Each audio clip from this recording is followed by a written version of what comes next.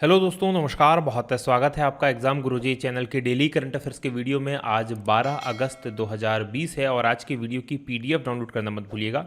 ये पीडीएफ आपको हमारे टेलीग्राम चैनल से मिल जाएगी, जिसकी लिंक नीचे डिस्क्रिप्शन में दी गई है। उसके अलावा ये पीडीएफ डाउनलोड कर पाएंगे आप हमारी एप्लीकेशन एग्जाम गुरुजी से, जिसे आप गूगल प्ले स्टोर से एग्जाम गुरुजी सर्च करके डाउनलोड कर सकते हैं। यहाँ आपको daily current affair, free test, free NCERT books, free videos और बहुत सारी चीज़ें अवेलेबल हैं। तो आज ही जाइए एप्लीकेशन डाउनलोड कर लीजिए। ये हमारा स्कॉलरशिप टेस्ट है जो 15 अगस्त को आयोजित होना है, जिसमें आपको मिलेगा 3 लोगों को एमपीपीएससी प्री प्लस मेंस का कोर्स, 10 लोगों को एमपीपीएससी प्री या एसआई का कोर्स, 87 लोगों को एमपीपीएससी प्री एसआई या जेल प्रहरी की टेस्ट सीरीज, और हर एक पार्टिसिपेट को 100 रुपये का डिस्काउंट आने वाले 1 साल तक किसी भी एक कोर्स में। और एमपीजी के करंट अफेयर के इसमें प्रश्न होंगे। 99 रुपये में आप एप्लीकेशन पर जाकर इसके लिए रजिस्ट्रेशन कर सकते हैं। आगे बढ़ेंगे, बात थॉट ऑफ द डे की होगी। जो आज का हमारा मोटिवेशनल पावरफुल थॉट है कि सफलता बार बार और दिन प्रतिदिन के छोटे छोटे प्रयासों का योग है। हम सब की ज़िंदगी में सफलता जब मिलती है तो आपको याद होगा, सफलता देखने वाले की लगती होगी कि वो एक रात की सफलता है, लेकिन जिसने वो सफलता पाई है वो उसे पता है कि एक रात की सफलता नहीं है। इसके लिए उसने लगातार मेहनत की है, दिन प्रतिदिन मेहनत की है। और आज आप भी अगर दिन प्रतिदिन मेहनत करेंगे, पर डे मेहनत करेंगे, छोटे छोटे प्रयास करेंगे, तो आपको सफलता जरूर मिलेगी। इसी थॉट के साथ आगे बढ़ेंगे, बात करेंगे क्विक रिवीजन कल के पढ़े गए करंट अफेयर के प्रश्नों का। पहला प्रश्न है कि भारत ने स्वदेशी उत्पादन को बढ़ावा देने के लिए कितनी रक्षा वस्तुओं के आयात पर प्रतिबंध लगाया है? तो ये 101 वस्तुएं हैं। दूसरा प्रश्न है कि विश्व जैव ईंधन दिवस कब मनाया जाता है? तो ये 10 अगस्त को। तीसरा प्रश्न है कि किसने अंडमान और निकोबार द्वीप समूह के लिए सबमरीन केबल कनेक्टिविटी का शुभारंभ किया है? ये नरेंद्र मोदी जी के द्वारा किया गया। चौथा प्रश्न है कि किस हिंद महासागरीय देश ने पर्यावरणीय आपातकालीन स्थिति की घोषणा की है?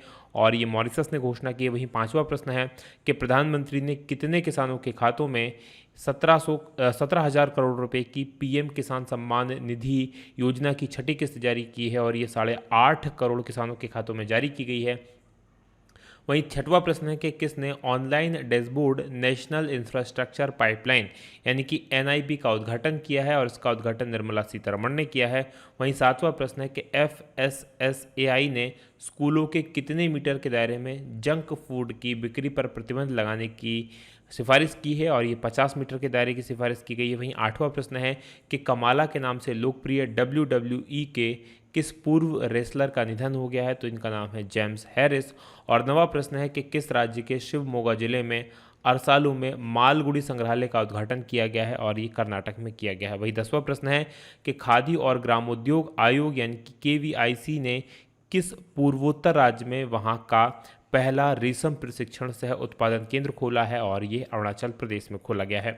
ये थे हमारे कल के पढ़े गए करंट अफेयर के प्रश्नों का क्विक रिवीजन। आगे बढ़ेंगे, आज के प्रश्नों की बात करेंगे। और आज के करंट अफेयर का पहला प्रश्न है कि किसने सुरक्षा नाम से प्रोजेक्ट एलिफेंट का राष्ट्रीय पोर्टल लॉन्च किया है? और ये पोर्टल लॉन्च किया गया है प्रकाश जावड़ेकर जी के द्वारा, यानी कि बी ऑप्शन प्रश्न का सही उत्तर है। डिटेल देख लीजिए क्या है। तो केंद्रीय पर्यावरण मंत्री हैं भारत के प्रकाश जावड़ेकर, और इन्होंने मानव और हाथी के संघर्ष पर एक राष्ट्रीय पोर्टल लॉन्च किया है जिसका नाम है सुरक्षा। और इस दौरान राष्ट्रीय पोर्टल को जो है लॉन्च किया गया 12 अगस्त को, और 12 अगस्त को मनाया जाता है विश्व हाथी दिवस यानी कि वर्ल्ड एलिफेंट डे के रूप में।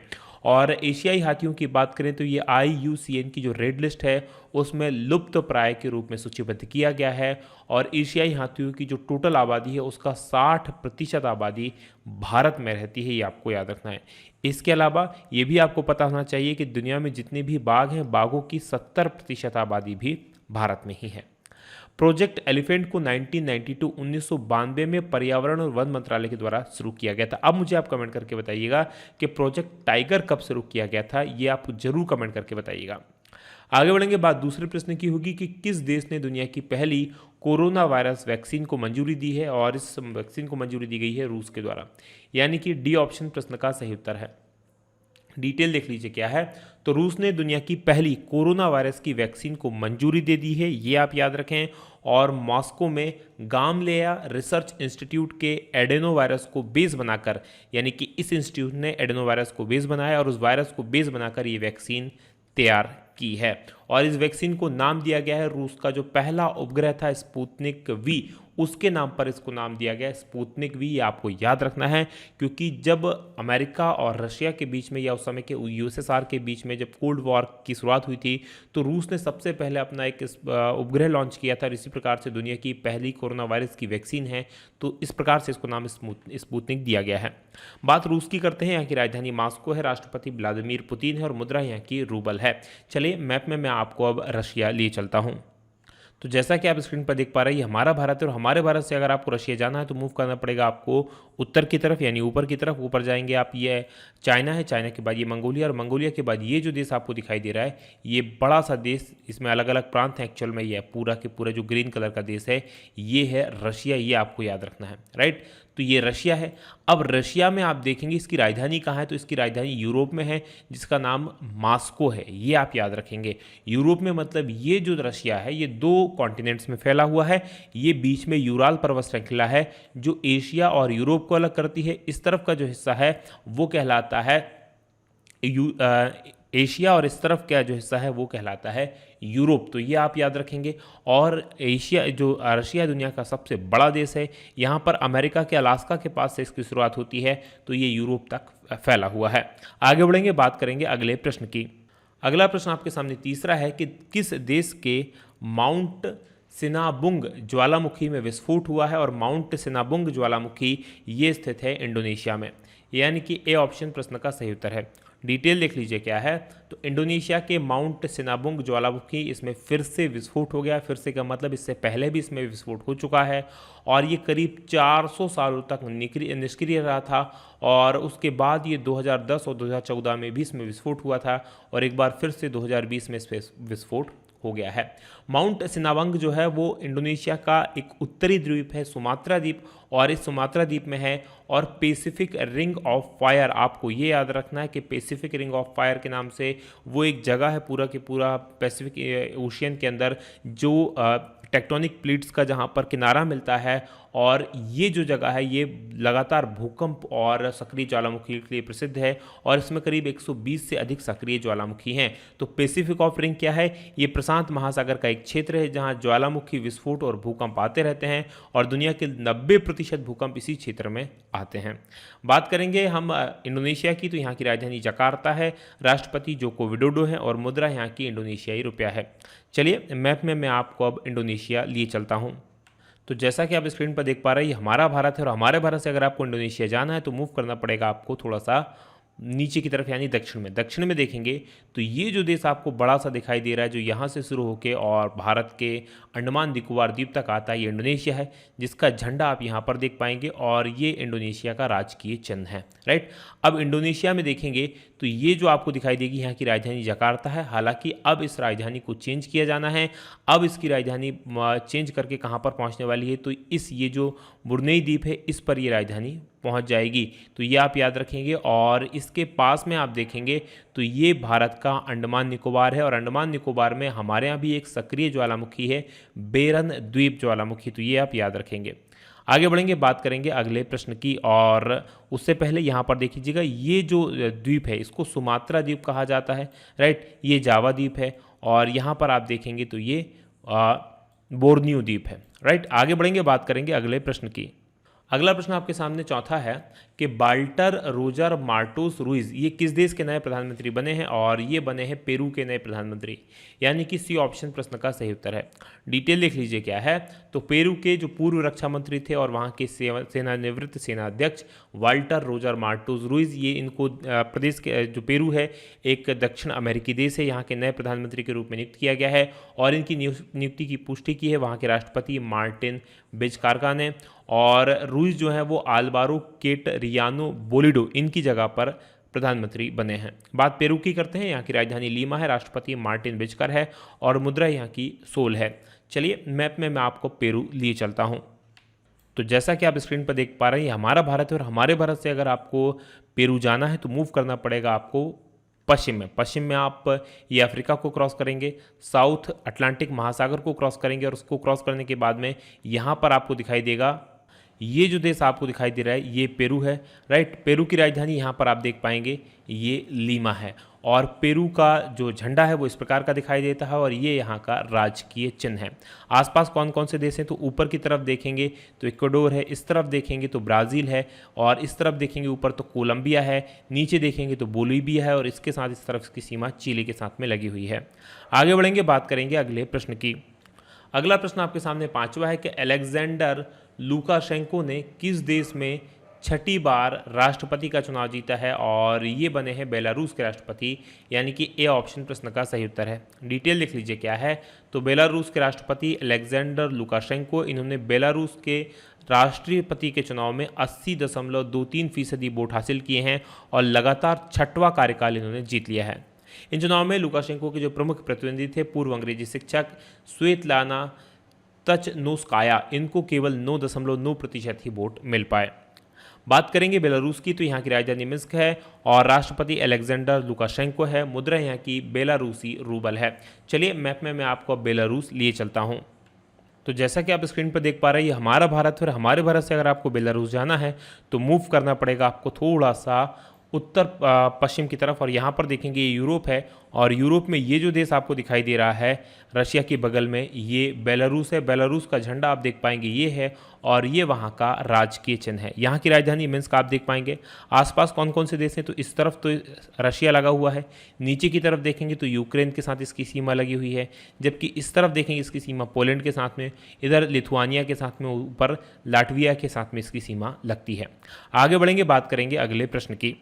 अगला प्रश्न आपके सामने छठवा है कि मोहम्मद ओलद बिलाल, इनको किस देश के नए प्रधानमंत्री का चुना गया है, और ये प्रधानमंत्री बनाए गए हैं मार्टानिया के, यानी कि सी ऑप्शन प्रश्न का सही उत्तर है। डिटेल देख लीजिए क्या है, तो मोहम्मद ओलद बिलाल, ये मार्टानिया के नए प्रधानमंत्री के रूप में इनको नियुक्त किया गया है, और ये नियुक्ति की है मार्टानिया के राष्ट्रपति मोहम्मद ओलद गजोनी के द्वारा, ये आपको याद रखना है। और मार्टानिया के प्रधानमंत्री के रूप में मोहम्मद ओलद बिलाल जो हैं, इनकी नियुक्ति पूर्व प्रधानमंत्री इस्माइल ओलद नहीं, एक्चुअल में ओलद है, शेख सीदिया और उनकी पूरी सरकार के इस्तीफे के बाद की गई है। बात मार्टानिया की करें तो यहाँ की राजधानी नुआकशोत है, यहाँ के राष्ट्रपति मोहम्मद ओलद गजाउनी है, और मुद्रा यहाँ की मार्टानियन ओगजुआ है। चलिए मैप में मैं आपको मार्टानिया लिए चलता हूँ, जो कि एक अफ्रीकन कंट्री है। जैसा कि आप स्क्रीन पर देख पा रहे हैं, ये हमारा भारत है और हमारे भारत से अगर आपको मार्टानिया जाना है तो मूव करना पड़ेगा आपको पश्चिम में आप पहुंचेंगे अफ्रीका, और अफ्रीका में पहुंचने के बाद ये जो देश आपको दिखाई दे रहा है ये मार्टानिया है, और मार्टानिया के पास देखेंगे इसकी राजधानी, यहाँ पर आप इसकी राजधानी को देख पाएंगे। चलिए यहाँ पर देख लीजिए, ये इसका झंडा है और ये मार्टानिया का राजकीय चिन्ह है। आगे बढ़ेंगे, बात करेंगे अगले प्रश्न की। अगला प्रश्न आपके सामने सातवां है कि हाल ही में किस मशहूर शायर का निधन हो गया है, तो इनका नाम है राहत इंदौरी, यानी कि डी ऑप्शन प्रश्न का सही उत्तर है।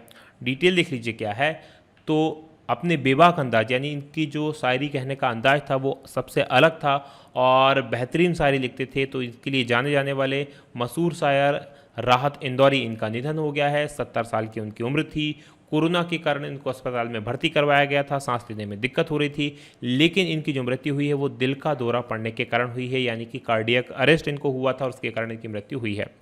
राहत इंदौरी साहब का जो मूल नाम था वो राहत कुरैशी था। जन्म हुआ था 1 जनवरी 1950 को। आगे बढ़ेंगे, बात करेंगे 8वें प्रश्न की कि किस राज्य सरकार ने मुख्यमंत्री किसान सहाय योजना नाम की एक नई योजना शुरू की है, और ये योजना शुरू की गई है गुजरात सरकार के द्वारा, यानी कि बी ऑप्शन प्रश्न का सही उत्तर है। डिटेल लिख लीजिए क्या है, तो गुजरात सरकार ने मुख्यमंत्री किसान सहाय योजना नाम की एक नई योजना शुरू की है, और इसके तहत सूखे, अधिक बारिश या बेमौसम बारिश के कारण फसल के नुकसान का सामना कर रहे किसानों को कोई प्रीमियम जमा किए बिना मुआवजा मिलेगा। तो ये आपको याद रखना है, और ये केवल 2020 के लिए शुरू की गई है। जो प्रधानमंत्री फसल बीमा योजना है उसकी जगह मिलेगी। कुल मिलाकर कहने वाली बात है कि इसमें किसानों को कोई प्रीमियम जमा नहीं करना पड़ेगा, और फसल खराब होती तो उनको इसके लिए बीमा की राशि दी जाएगी। आगे बढ़ेंगे, इस योजना की बात करें तो इस योजना में करीब राज्य के 56 लाख किसानों को फ़ायदा मिलने वाला है। बात गुजरात की कर लेते हैं, तो गुजरात मध्य प्रदेश भारत का सबसे पश्चिमी राज्य है। यहाँ पर आप देख पा रहे होंगे राजधानी गांधीनगर है, मुख्यमंत्री विजय रूपाणी है, राज्यपाल आचार्य देवव्रत हैं, लोकसभा की 26 सीटें हैं, राज्यसभा की 11 सीटें हैं, विधानसभा की 182 सीट्स हैं। प्रमुख राष्ट्रीय उद्यानों की बात करें तो गिर फॉरेस्ट नेशनल पार्क यहाँ पर है, ब्लैकबक नेशनल पार्क है, बसंदा नेशनल पार्क है, gulf Kutch marine national park है। वहीं प्रमुख बांधों की बात करें तो उकाई बांध यहाँ पर बना हुआ, धारोई बांध यहाँ पर बना हुआ, सरदार सरोवर बांध यहाँ पर बना है। आगे बढ़ेंगे, 90वें प्रश्न की बात करेंगे कि किस राज्य ने इंदिरा वन मितान योजना शुरू करने की घोषणा की है, और ये घोषणा की गई है छत्तीसगढ़ के द्वारा, यानी कि ए ऑप्शन प्रश्न का सही उत्तर है। डिटेल देख लीजिए क्या है। तो 9 अगस्त 2020 को छत्तीसगढ़ के मुख्यमंत्री भूपेश बघेल ने वनवासियों को आत्मनिर्भर बनाने के लिए इंदिरा वन मितान योजना शुरू करने की घोषणा की है, और इस योजना के तहत वन आधारित आर्थिक गतिविधियों का प्रबंधन करने के लिए आदिवासी बहुल क्षेत्रों के करीब 10,000 गाँव में युवाओं के ग्रुप्स का निर्माण किया जाएगा, उनकी समितियां बनेंगी और हर एक समूह के अंदर 10 से 15 सदस्य होंगे। आगे बढ़ेंगे, बात करेंगे छत्तीसगढ़ की। तो मैप में देख लीजिए, ये छत्तीसगढ़ है जो 1 नवंबर 2000 को मध्य प्रदेश से अलग होकर बना था। यहाँ की राजधानी नया रायपुर है। मुख्यमंत्री भूपेश सिंह बघेल है, राज्यपाल अनुसुईया उइके हैं। लोकसभा की यहाँ पर 11 सीटें हैं, राज्यसभा की 5 सीटें हैं, विधानसभा की यहाँ पर 90 सीट हैं। प्रमुख राष्ट्रीय उद्यानों की बात करें तो इंद्रावती नेशनल पार्क यहाँ पर है, कांगेर घाटी नेशनल पार्क है और गुरु घासीदास नेशनल पार्क है। 10वें प्रश्न की बात करेंगे कि किस देश के अंपायर KN अंथापद्मनाभन ये जो है ICC अंपायरों के एलिट पैनल में शामिल हुए हैं, और ये शामिल हुए हैं भारत के हैं ये, यानी कि डी ऑप्शन प्रश्न का सही उत्तर है। डिटेल देख लीजिए क्या है। तो भारतीय अंपायर नितिन मेनन, इनको पहले ही एलिट पैनल में शामिल किया जा चुका है। उसके बाद में जो अब हैं KN अनंथापद्मनाभन, इनको भी ICC के अंतर्राष्ट्रीय अंपायरों के पैनल में शामिल किया गया है। और इनकी बात करें अनंथापद्मनाभन की, तो ये IPL सहित कई सारे जो घरेलू टूर्नामेंट्स है उसमें भाग ले चुके हैं। इससे पूर्व ये केरल के स्पिनर रहे हैं, यानी स्पिनर खिलाड़ी थे, और अपने साथ ही श्री शमसुद्दीन, अनिल चौधरी और वीरेंद्र शर्मा ये पहले से अंतर्राष्ट्रीय पैनल में शामिल भारतीय अंपायर हैं। तो अब ये जूनियर विश्व कप में अंपायरिंग के अलावा एक दिवसीय T20 अंतर्राष्ट्रीय मैचों में भी अंपायरिंग कर पाएंगे। ये था आज का हमारा पूरा करंट अफेयर। बात करेंगे कल के सवाल की। कल मैंने आपसे प्रश्न पूछा था कि हाल ही में किस देश ने गुजरात के जूनागढ़ को अपना बताते हुए एक नया नक्शा जारी किया है, और ये नक्शा जारी किया है पाकिस्तान के द्वारा, यानी कि डी ऑप्शन सही है। अब बढ़ेंगे आज के प्रश्न की तरफ। उससे पहले ये हमारी मध्य प्रदेश जेल प्रहरी 2020 के लिए टेस्ट सीरीज अवेलेबल है, MPPSC 2020 के लिए टेस्ट सीरीज अवेलेबल है, MPPSC 2020 के प्रिंटेड नोट्स हैं, फुल कोर्स अवेलेबल है। अधिक जानकारी के लिए इस नंबर पर आप कॉल कर लीजिए। आप बात करेंगे आज के सवाल की। आज का हमारा सवाल है कि महात्मा गांधी ये किस देश के सिक्कों पर चित्रित होने वाले पहले अश्वेत व्यक्ति होंगे। तो कमेंट करके बताइएगा कि इनमें से किस देश ने अपने यहाँ के सिक्कों पर इनको चित्रित करने की घोषणा की है। और ये वीडियो कैसा लगा ये बताना मत भूलिएगा। आज की बात करेंगे यहीं समाप्त। आप लोगों का बहुत बहुत धन्यवाद। जय हिंद, जय भारत।